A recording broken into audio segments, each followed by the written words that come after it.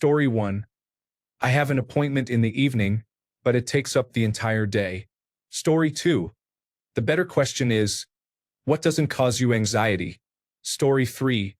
My own expectations, societal pressures, traumatic memories, the what-ifs, small, crowded spaces, close talkers, and the immense energy required not to say what I am thinking. Story 4. You know what causes me anxiety? Trying to remember if I locked the door while I'm halfway to work. My brain really knows how to keep the drama alive. Story 5. I am sitting in the front row and feel like everyone is scrutinizing me. Story 6. Quite a few things. Large crowds, overthinking, heights, failing, and small spaces. Story 7. I have been on medications and in therapy for as long as I can remember.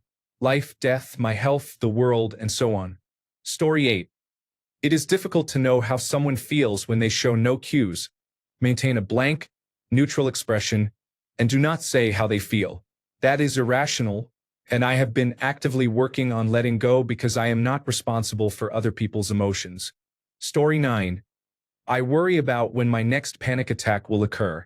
Anxiety causes the attacks, and I fear they will happen at an inopportune time. It is a miserable, never-ending cycle. Story 10. My boss is watching me work. Looking for something in a store and not finding it where I expect it to be. Sugar, caffeine, and coffee. Unexpected bills. Huskers football. Story 11. Watching deer and raccoons try to cross a busy street safely. Story 12. When I am not in control of a situation or I am somewhere I cannot leave. Story 13. When it is time to sleep, that is when I overthink the most.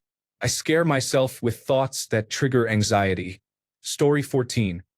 Lack of money, feeling like a failure, having no future or partner, and an abusive parent. Story 15. Absolutely everything. I have an anxiety disorder. Story 16. Literally everything. Walking. Am I slouching again or walking too fast? Talking to others. Am I stuttering or is my face spasming? Doing things. Am I doing this right? I feel constantly self-conscious, always trying and failing to overcome a lifetime of survival habits. Story 17. Everything. Let me list the most common situations. Gatherings, going to school, walking, preparing for a big presentation, speaking, cold places, and much more. Story 18. My parents yell at me for my mistakes, and people at school do too. Story 19. Vague instructions and being yelled at for not following them. Story 20. Honestly, not much. I suppose I forgot something. Story 21. Making an unprotected left turn. Story 22. Being seen as anything other than a funny little goblin lad. Story 23. I tend to overthink. I can spiral quickly if I let my thoughts go off on a tangent. Lately, it has been about things not happening on the timeline I expect despite the effort I put in. I am not very patient, but I am working on it. Story 24. The feeling that I need to be perfect, invincible, and intensely productive toward my future every day. Story 25. Talking on the phone. I have a speech disability that makes it difficult for me to speak, both physically and mentally. Talking to someone in person is okay, but on the phone I stumble over my words and worry that what I say might not make sense. I fear I will not be able to find the words I need, and I end up spiraling just trying to make a simple call. That usually means I do not do half of the things I needed to do during the call. It's annoying. Story 26. Opening a new app and finding that I have to come up with another username and password. Story 27. The future. People. Overthinking. Running out of medication. Public places. My job. My family. My friends. Story 28. Going to a new place and trying to figure out parking and which door to use makes me anxious. I am terrible at navigating unfamiliar locations. Thankfully, Google Earth lets me explore and find what I need, but I still feel a sinking feeling until I arrive. Story 29. At this point, it is just about everything involving people. Demands, hassle, and stress. There is no joy. Story 30. There are many relatable, serious answers. I have a silly one that weighs on me more than it should.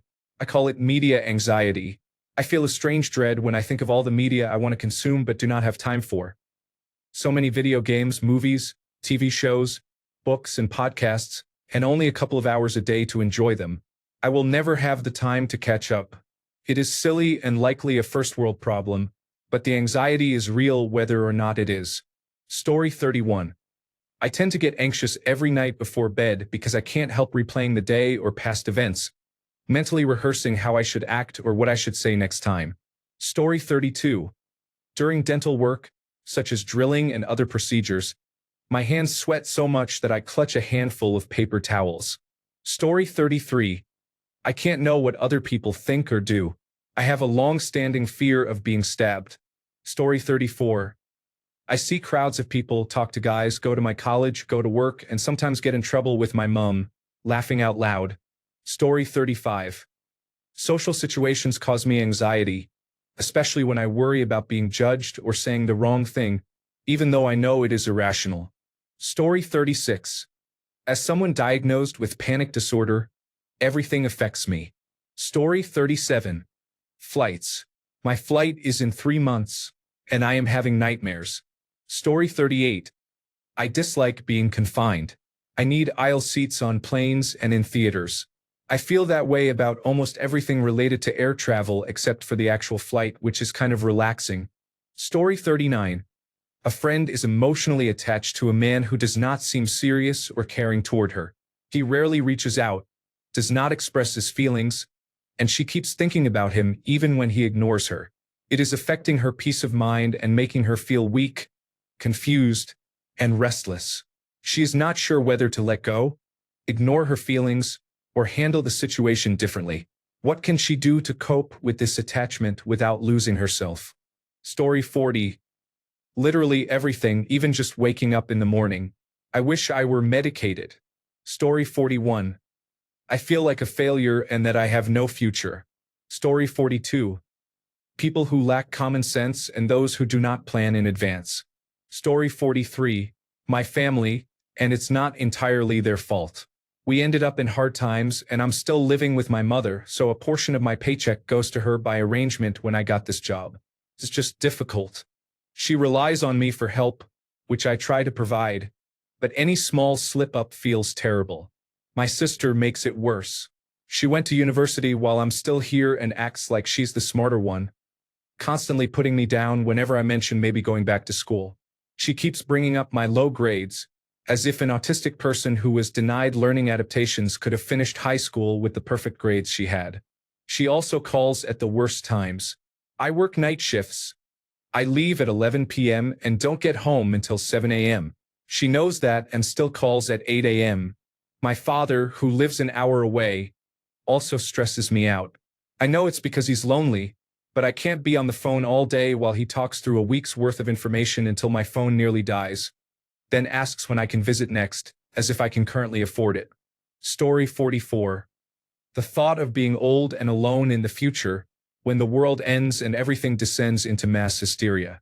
Story 45. I am concerned that I take a lot of sedatives just to function normally. Story 46. The thought of either my husband or me having to battle cancer and failing. Story 47. When the other person keeps talking long after I've run out of things to say. Story 48. I am just thinking about the dating process. I have to find a woman. Then I must approach her and hope she is in the right mood. Sometimes she is and agrees to go out. After that, I have to determine whether she is genuinely interested or just leading me on for free. Food or movies. Even if she is interested, I still have to compete with everyone else she is talking to. I do not understand how people stay in relationships. I usually do not even make it past the second step. Often I say hi or give a compliment, and she tells me to fuck off. Story 49. Thinking about the end, about not existing, terrifies me and causes sickening anxiety. I try not to think about it, but it lingers at the back of my mind, and when I do think about it, I push it away. Death comes up all the time, conversations about God and religion, thinking about space and the universe, or seeing a short video of someone narrowly missing death can trigger the thought, even for a split second. I don't know what I can do to overcome this anxiety and fear. It is not just death. I am terrified of not existing. Story 50. I have generalized anxiety disorder, but it is mostly under control.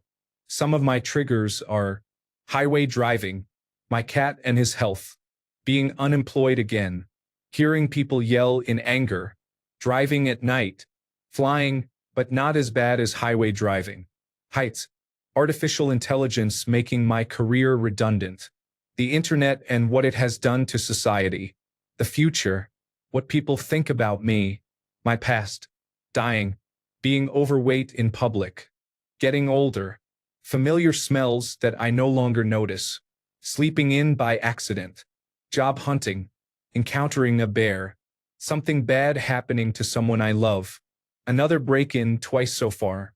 Story 51. I feel like I have never found my calling in life, especially at work. Story 52. Lack of sleep causes anxiety, and anxiety causes lack of sleep. Round and round I go. Story 53. Anything in which I might be judged by others. Story 54.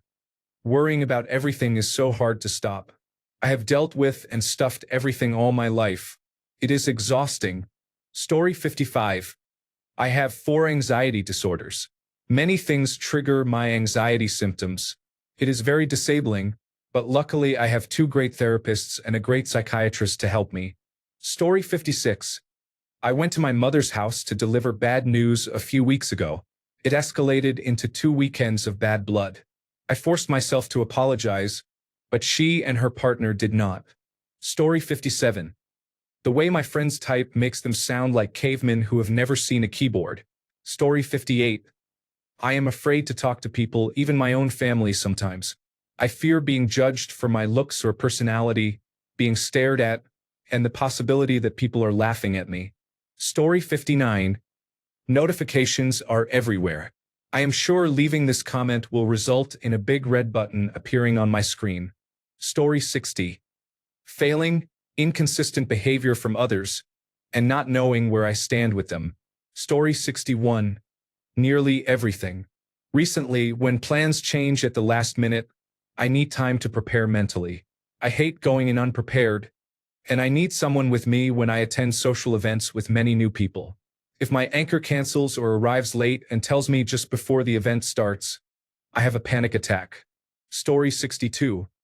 When someone looks at me or when I have to walk where others can see me, it is even worse when I have to speak. Story 63. Death, aging, money, taxes, people, police, criminals, drugs, solar storms, earthquakes, and every pain or strange sensation I have. Story 64. I have struggled with generalized anxiety disorder and depression since early adolescence. I never developed the basic coping and emotional regulation skills that most people acquire during the transition to adulthood. At 34 years old, I still experience severe anxiety. Since my cancer experience last year, which is now in remission, I have become more worried about underlying health issues. In summary, my greatest struggles are health anxiety, financial anxiety over $35,000 in student loan debt that is rising because of graduate studies and seems impossible to pay off, and anxiety about self-image, including appearance and a perceived lack of progress in life to the point that I struggle to discern what is real. People used to tell me ad nauseum that everything would fall into place as I got older and that these feelings would become a bad memory, but my symptoms have become more pronounced. Given my occasional inability to function because of life stressors, auditory stimuli, or being out in public for any length of time, I have wondered whether something more complex may be involved, such as an autism spectrum disorder. Of course, speculation is not a diagnosis, so I will wait for a formal neuropsychiatric assessment before drawing conclusions. My self-image issues are worsened by seeing many peers establish careers and start families, which may not be possible for me because of infertility due to cancer and chemotherapy. I am an uncle to an adorable niece and 2 nephews, but I do not feel able to offer them useful insights at their ages. I do not resent those people. I wish them the best, but I have felt great shame about having these feelings. At this point in my 30s, I wish I could live without worrying how others perceive me, but that has not happened. I still do not have a clear idea of how I want to spend the rest of my life. As a result, I am often perceived as lesser or patronized by people even younger than me. It does not help that I look about a decade younger than my actual age. Everyone seems to have it figured out, or at least they do a very good job pretending they do. Stress and anxiety have caused stomach ulcers, hair and beard loss, and other problems. To younger people struggling with anxiety, I say this: do not be afraid to ask for help and confront the source of your anxiety. Until you do, it will fester until it pushes you to your breaking point. Being vulnerable and confiding in a therapist or a trusted person can be one of the most important actions you take. Asking for help is not a weakness. It is a sign of our shared humanity. It may be too late for me, but if I can help anyone else, that is enough. Story 65. The ongoing genocide, climate change, and my daily struggles. Story 66. My wife is a working mom. She gets more anxious than I do. Her triggers are mostly the children, but deadlines contribute as well. She loves her guided meditation for healing anxiety. It is no longer than 5 minutes, but the difference is night and day. It is not a magic cure, but it gives her a pause to keep going through her day. Story 67.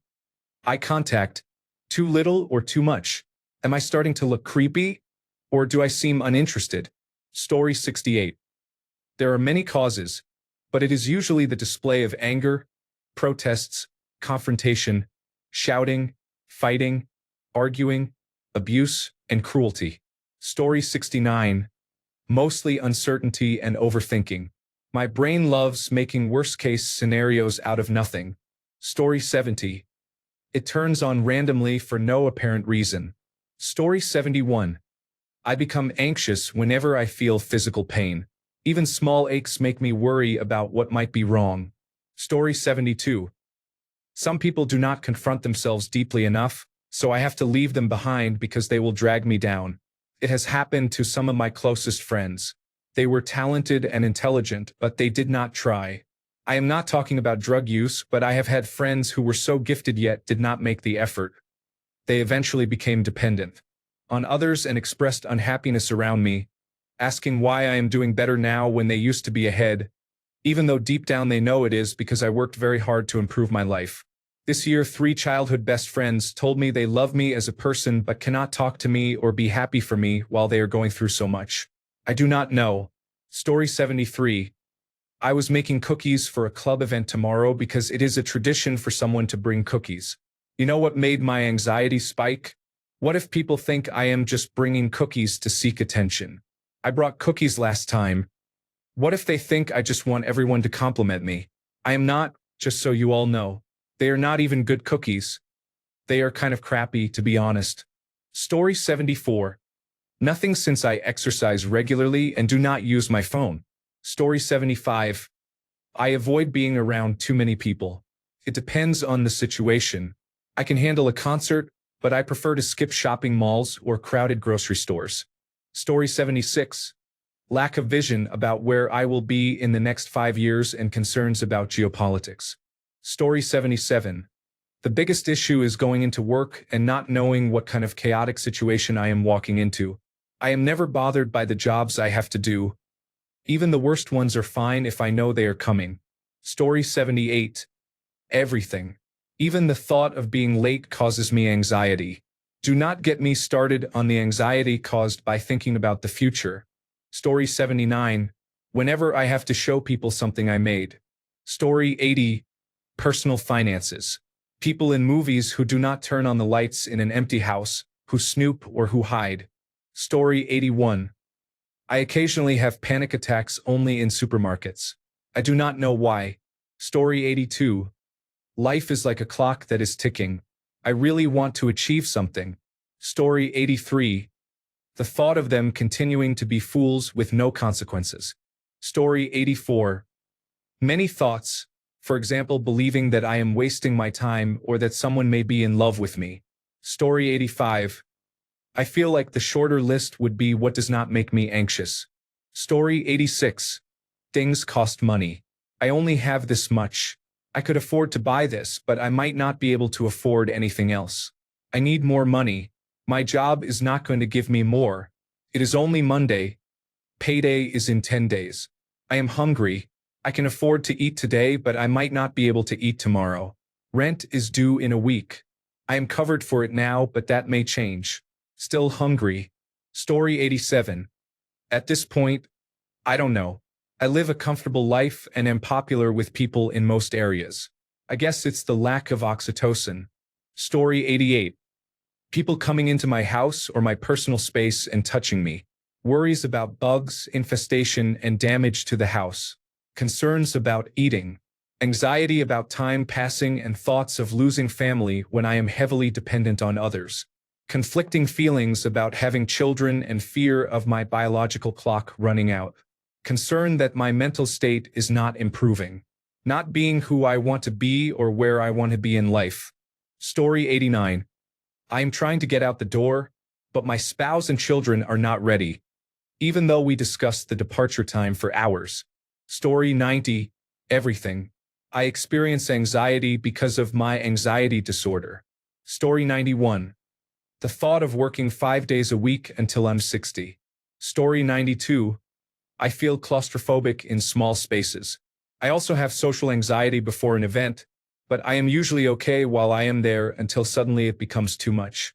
Story 93. To be honest, I think it is me.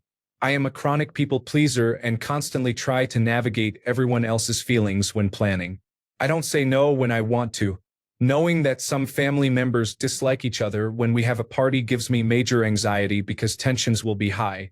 People vent their problems to me, and I become anxious because I take on their emotions and want to help. On top of that, I have my own issues and am stressed in my own life. I am a wife and mother of 4. I carry the mental load for all 6 of us. My job, my house, sports, events, doctors, extended family, and friends. My husband is a great partner and does more than most, but he does not carry this mental load in the same way. I am trying to learn to say no and to stop putting other adults' feelings above my own, but I don't know how. They don't force me by any means, but I have created this expectation and now I look distant or like a jerk when I am not as supportive. Their feelings get hurt, which is what I was trying to avoid in the first place. Story 94. I have generalized anxiety disorder, social anxiety disorder, autism, and agoraphobia. Everything causes me anxiety. Story 95. Antique malls, garage sales, outlet malls, disorganized or overly full clothing stores, and the storage sections of many basements, including my own. Often it is someone's entire house. Story 96. The worst part is waiting 2 to 3 weeks for the results.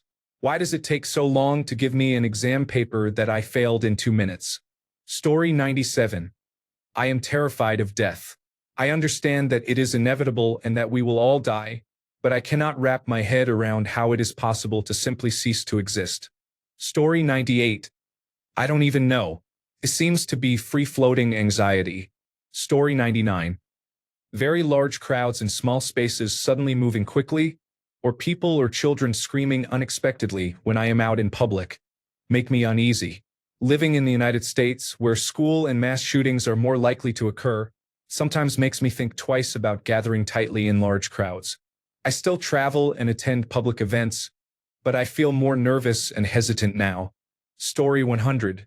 Mostly thinking about all the little things I forgot to do or might mess up. My brain loves to play what if on repeat. Story 101. The thought of being late to anything makes me show up an hour early to work. Story 102. I fear death. I feel like I am supposed to be doing something other than what I am doing. I feel like I am going to fail. Story 103. I hate this cycle of the last 3 to 4 days before payday when my account has less than $100 or there is a negative balance. Story 104. Waiting makes me anxious. I have severe anxiety and often feel I need to rip the bandage off and get the situation over with.